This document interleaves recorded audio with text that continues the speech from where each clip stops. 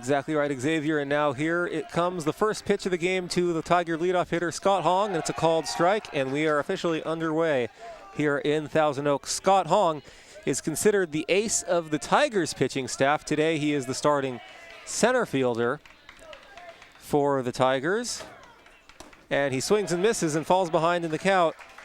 No balls and 2 strikes. Now, Joseph Kling will be the starting pitcher in today's game for the Tigers.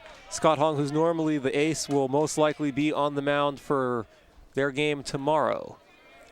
And here's the 0-2 pitch, and that's in the dirt for ball 1-1-2. With that being said, the advantage of saving your ace for game 2 of a double elimination tournament is that usually that's the biggest game of the weekend. Yeah, absolutely. Or even if they can get a leg up here and win this first game, find a way to win it, they'll be in an excellent spot come tomorrow. They got to win this first one first, so we'll see how that pans out for them. Just to let you guys know, that game between Redlands and Pomona-Pitzer is underway, and the University of Redlands have an early 1-0 lead there in the top of the first over there. So just letting you know that game is of importance and is relevant to this match as well. And the 1-2 pitch is popped up in the air to right. That's Kevin Leonard going back to the track, and he makes the catch. 1 away. That ball was hit well off the bat of Scott Hong. He went with it to the right field and just got a little bit underneath it. Ball had a little bit of carry on it, but the right fielder was able to get under there and make a catch.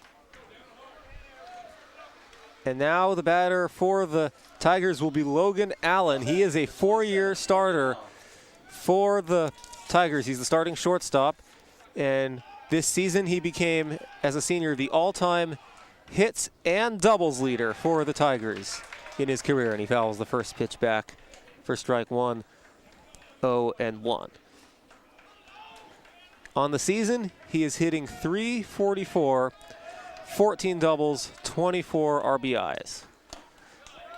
And he looks at ball 1, and the count is even, 1 ball and 1 strike with 1 out.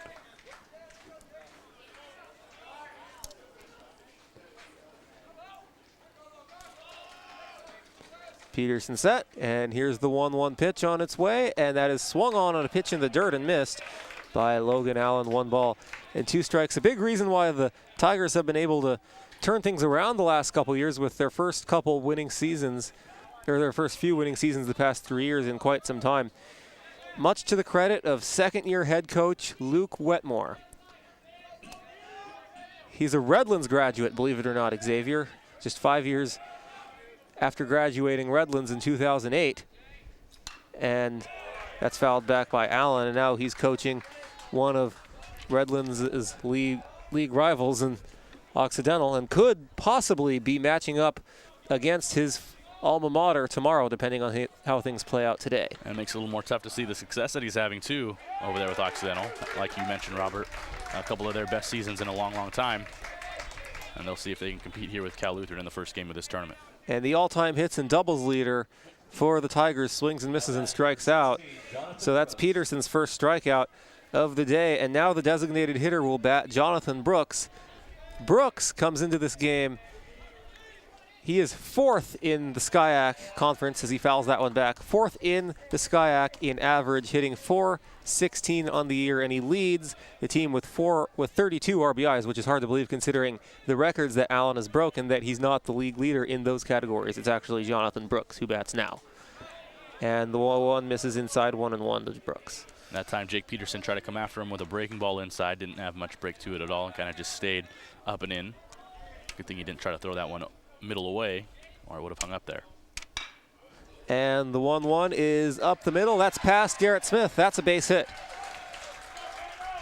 So Brooks showing why he's been able to hit .416 on the year right there with those CNI hits up the middle, that he's able to hit in the perfect spot to get by the defense for a single. And now here's Pedro Eldape, who is also a 4-year starter for the Tigers. He's a senior from Sherman Oaks. And the pitch is fouled back by Eldape, so we're seeing some aggressive approaches here early on by the Tigers. Yeah, and that could be a reason why Jake Peterson decided to start him off with a breaking ball that time. Started on the outside, broke over the middle of the plate. Aldape almost did enough to get a piece of it and put it in fair territory, just fouled it back. And here's the 0-1, and that swung on and missed. First strike, 2, and Aldape is behind in the count 0-2. And one of the themes we've noticed this year from the Kingsmen pitchers has been the ability to throw strikes early and often, and so far Jake Peterson has done an excellent job of that. And now the 0-2 pitch, swung on and missed for strike 3, and the inning is over. So the Tigers get a base runner, but do nothing about it. And we head to the bottom of the first here at CLU, no score. We'll be back.